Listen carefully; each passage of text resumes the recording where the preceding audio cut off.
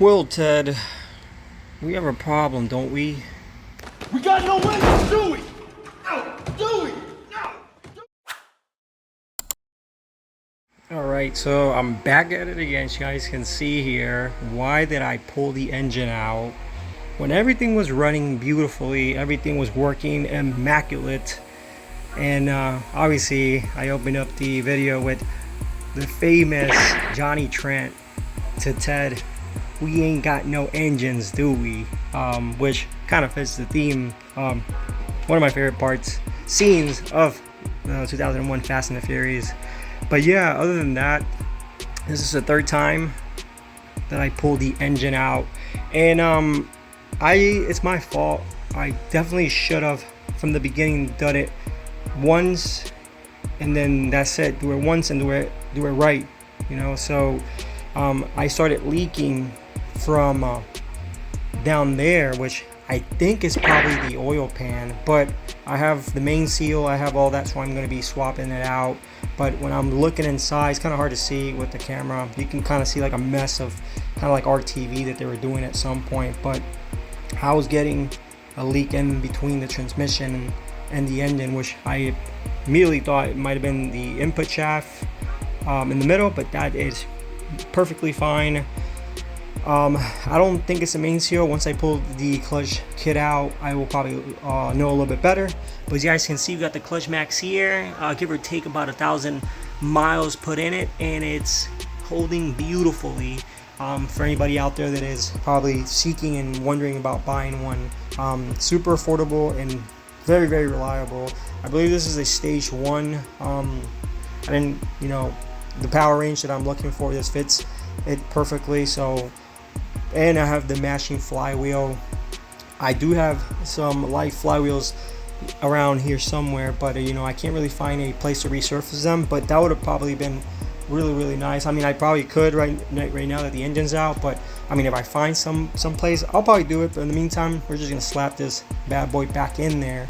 Obviously, the flywheel, the lighter flywheel, will help me pick up the RPM quicker. That's for sure, because this one's heavier, on the heavier side. It's kind of like a stock one, but I mean, I don't really care. It's not going to be a drag car, or I'm not looking for power. I'm just looking for something reliable and a little bit of kick to it.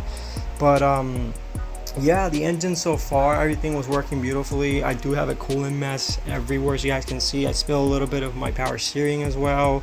Scratched a little bit of the engine bay taking it out, because for me, I use my engine hoist, and I usually prefer the over the engine bay method opposed to the underneath. I mean, it's easier for me as a one person doing it.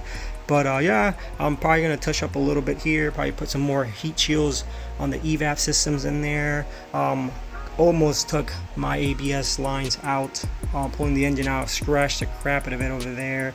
But overall, we got a mess in here, pretty much because of this. But yeah, and in the process, I think I stripped a little bit of my bolt that goes in here, which I'm gonna have to probably tap a little bit, which probably there somewhere. I'm gonna have to probably tap it a little bit on the end so the threads could go back on the nut.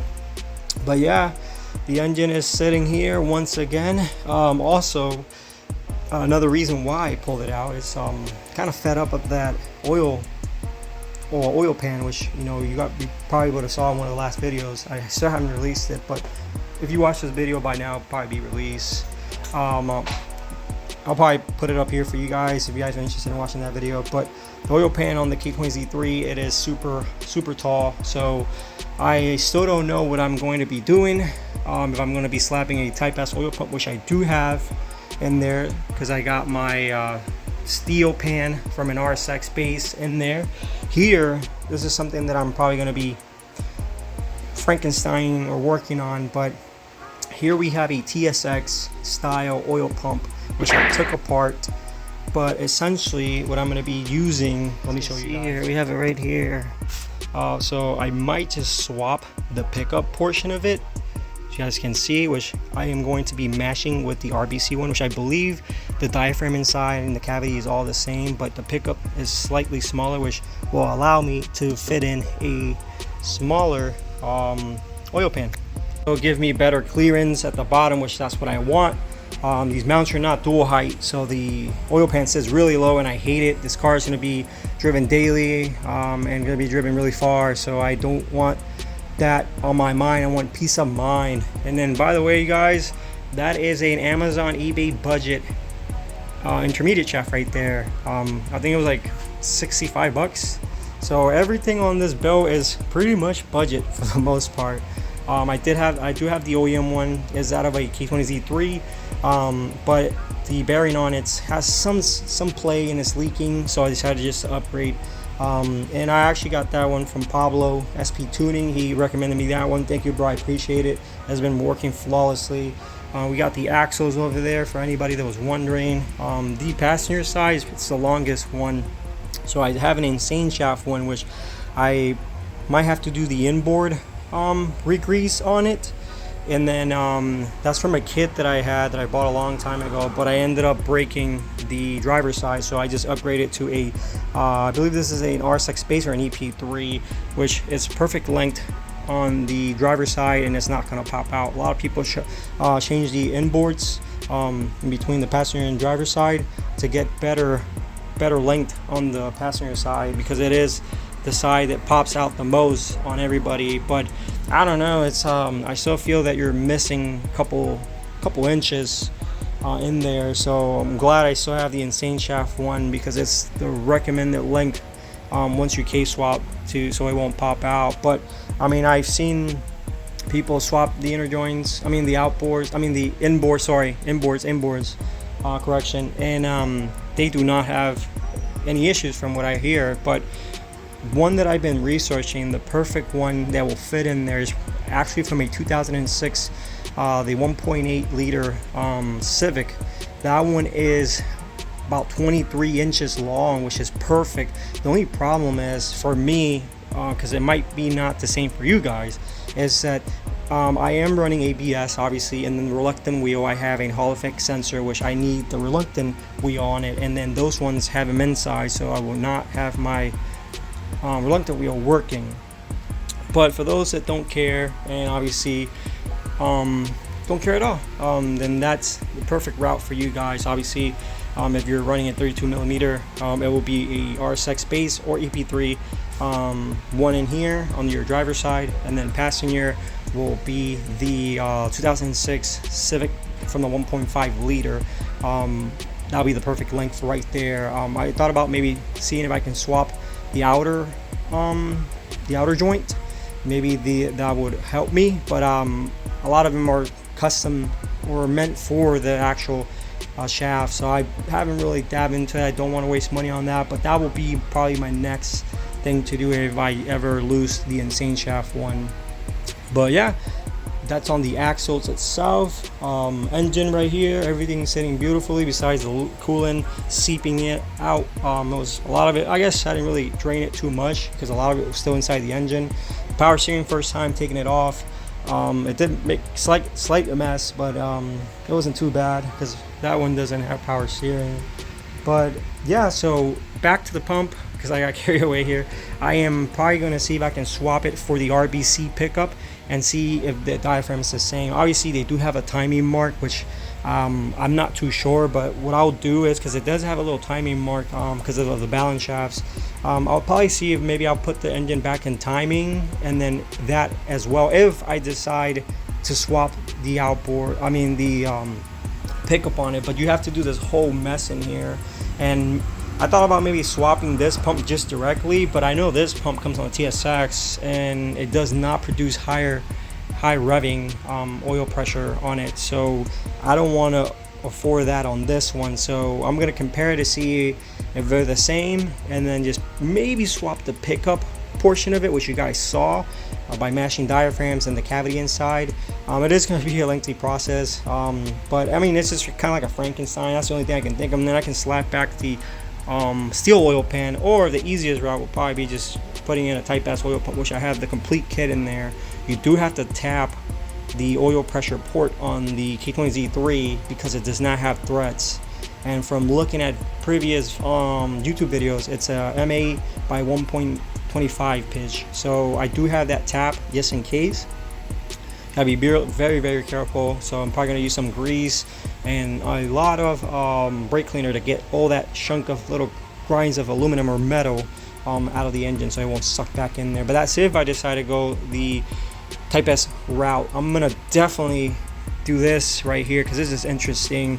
As you guys can see, you got the balance shafts and everything, so that's something that I'm gonna look into, because I prefer to keep the balance shafts. Call me crazy, call me idiot, sorry for the words, but I prefer the balance shaft on my K20Z3 because I'm not looking for power, I'm not looking for anything like that. I just want it to be reliable, and less vibration as possible on the chassis will be preferred. I already know that safely with the K20Z3 I can rev all the way to 84 to 85, so that's plenty of enough for what I want to play around. On the EG, I got a JDM K24 RBB with a Type S oil pump, and obviously it's a huge upgrade because I believe you're topped out at 78 from factory, and with the Type S I was able to go to 84 safely, which is nice, but it does produce slightly vibration, a little bit uncomfortable. I do got stiffer mounts, so it plays a huge part. These mounts are more street quality. They're 6C2, I believe, polyurethane. But yeah, so we have it here. This is day 2 of me doing this. I am super tired and I don't want to do this at all, but I organized the garage so that way I can, you know, once I get tired I can just push the car back inside. Everything will go in its correspondent place, and then I can continue on a later date. But for right now, probably I need to find my guide for the clutch, which I have no idea where I put it. Somewhere around this freaking mess. So that way I can insert it and start taking everything out. Plus when I install it, I'm gonna need it anyways. But yeah, we're gonna be changing all the seals on this K20Z3 like I should have done. Main seal obviously is gonna be one. We got this other seal right here from where the Hark mullet balancer is at. We're gonna be changing where the VTEC solenoid thing is at right here, and then this spool section in here as well. So we're gonna be doing all of that. So excited, stoked. I do have to get this out the way, that's for sure, but kind of running low on fuel. I'm really very tired, but yeah, that's an update for you guys on the K20Z3. We have no engine once again. This is the 3rd time that I pull the engine out. Kind of sucks, but has to be done. I wanted to be not perfect, because nothing's perfect, but I wanted to be where I wanted to be, because I am planning on driving this car way more than this one's setting. Obviously this one's next. Obviously it's a lot of funds, money, but I have to fix my exhaust on the EG. I don't like it. It has a seal on the intermediate shaft leaking. You know, it does have a leak on the seal on the trunk, but once I fix it up I'll drive it a lot more. But I cannot afford to register 3 vehicles. Sorry guys, I am poor on that. But yeah, because I already have my white car. That's my daily. That's takes me from and to work. I'm trying to get this one to be my backup, a permanent backup for the most part, because can't really count with my spouse's vehicle because that's her vehicle. But yeah, like, we got the RSX. I believe this is an AP3 transmission. It is, because the code's right there. And it has LSD, surprisingly, so it's pretty cool. I wish I had a 6-speed, but hey, it's whatever. I got a 5-speed. Not too worried about it. I'm not gonna touch that. It's gonna be sitting the exact same way. It performed beautifully. This is gonna take me, I want to strive for a week, maybe the most, because I want to put it back in there. I have a deadline because I want to tune the car, and obviously I want AC on it. All the relay, everything's set up for it. I already got all the lines, which I have to clean, change the seals, and get the pack oil, and yeah, and that way this baby will be pretty much done. Anything else that I decide to put is just me messing around. But something that I had to do, something that I had to bite the bullet. So we're back to square one, fellas and girls. But yeah, well, sorry for this lengthy video or just clip of me just rambling and talking, but it's not fun. And I'm probably gonna record a little bit of me working on it, not too much. I don't think it's necessary, but yeah. So if you guys are interested, make sure to follow, subscribe. Sorry, tired.